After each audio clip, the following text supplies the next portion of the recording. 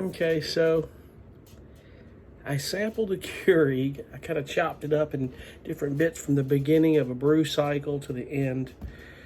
I'm beginning to think that you can probably sample anything and make it dark sounding.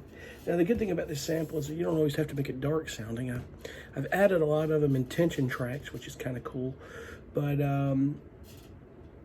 I've done things that were in other tracks, like that Coke can sample is one example that I've done in different genres, upbeat, acoustic, rock kind of stuff, and I've done it in tension tracks.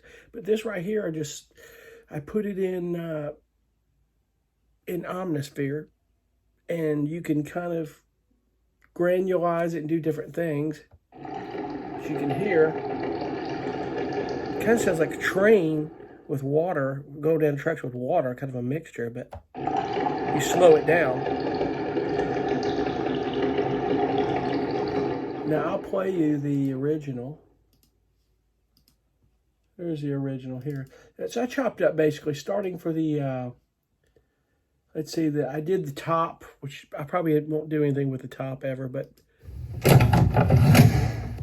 that's when you pick it up, put your Keurig cup in there and close it.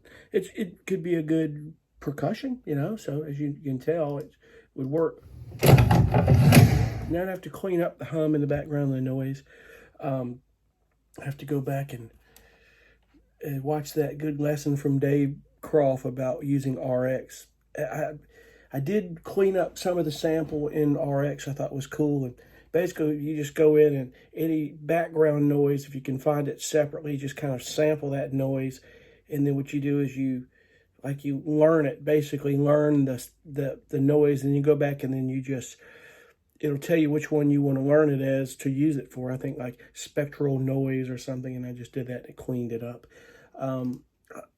I've got so much to learn with that. I haven't even updated RX in forever, but Isotope products are absolutely amazing. They really are. If you don't own any of the Isotope products, go get them because their mastering software is my go-to. So, as you know, so here's, let me say, the verse part of these are the original samples. So the verse part of it,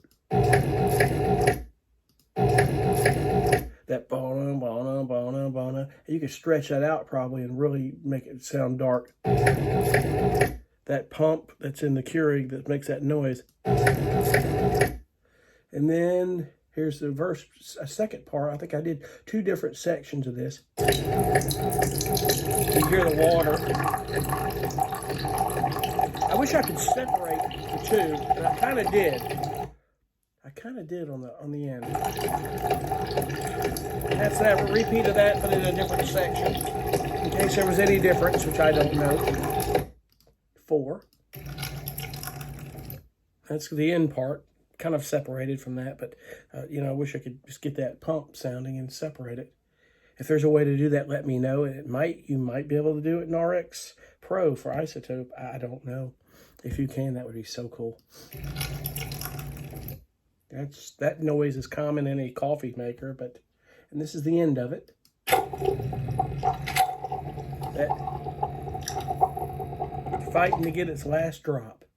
Right there, that's a different sample. They don't tell what you can do with that. Now, the one thing I like to do, I like to take these samples and I'll put them in the DAW, and I will cut them and stretch them. Put it the BP that you want. You can slow it down, or you can do anything you want, and it's really cool. I talked about this some time ago about if you're going to take a sample, make it your own, with kind of the things that I do. And let's see something here. Let's take 5. Let's turn that off. And let's just stretch this to 8 bars. Option stretch. You just stretch it, and reason it's option stretch, I think it's option, you get option stretch, option, and you pull it, kind of like the edge of the waveform, just kind of hit option and pull it to the the region that you want it. You can do that in Logic. I think it's option in Logic too. So, but I took the original one that I just played and stretched it here in Reason. Let's see what it does.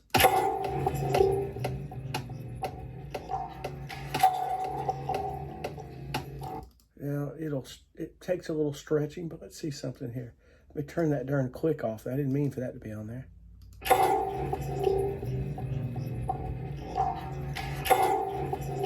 Pretty weird. It's almost like it stretches the audio almost too much. However, the more you stretch it, the more interesting that it gets.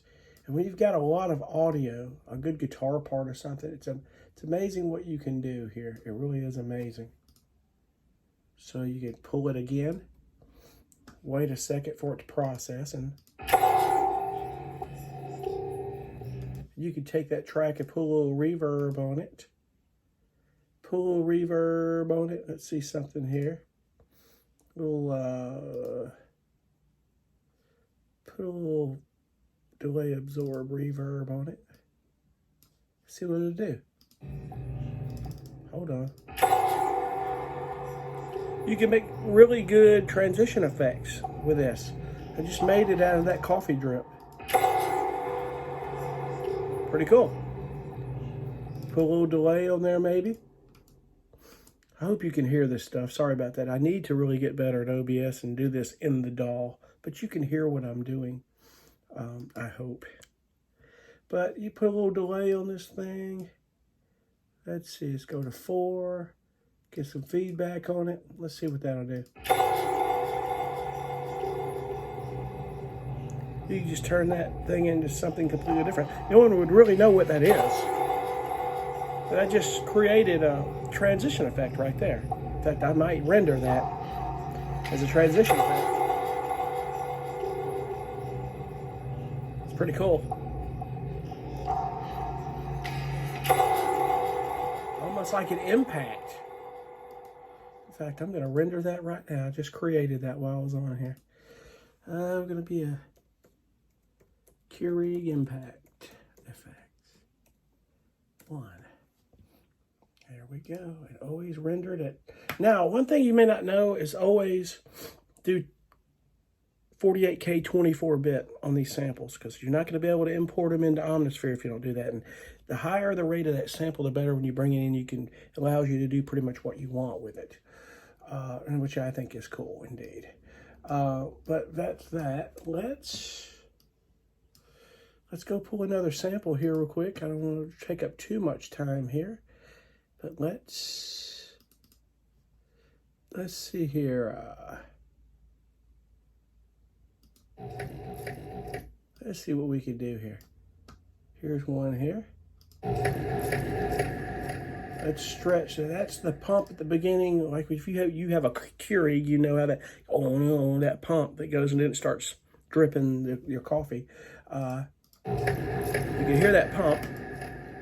Let's stretch that to 2 bars. Let's see what it sounds like here.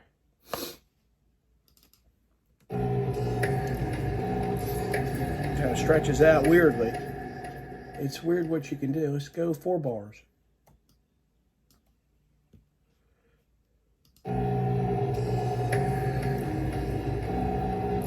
Has all that reverb on there.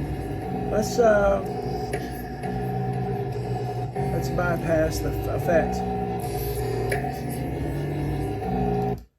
Maybe too stretched, but you never know here. Bypass those effects. Let's see here.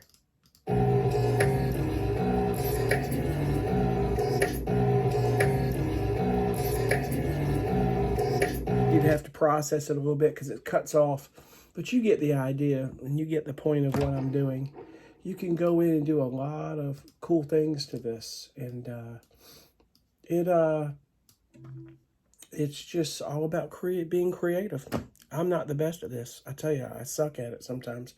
But it's getting me wanting to get better at this, wanting to sample more, because these are the things that can set you apart and really keep you from using so much in splice and loop masters and stuff like that, which is sometimes from the percussion, there's nothing wrong with that. I pull some and I do different things with them, but you have to be very careful how you do that. And I say that every time because it doesn't hurt to reiterate that. It really doesn't. But anyway, that's a Keurig I sampled. I was just getting coffee this morning and I thought, hey, I might sample this and see what it sounds like.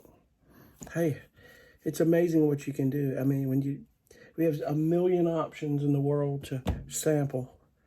Noises everywhere, and you have no idea what it'll do until you sample it. Give it a shot, my friends. You never know. Anyway, I appreciate you guys for watching. We'll see you on the next one. Thanks. Bye.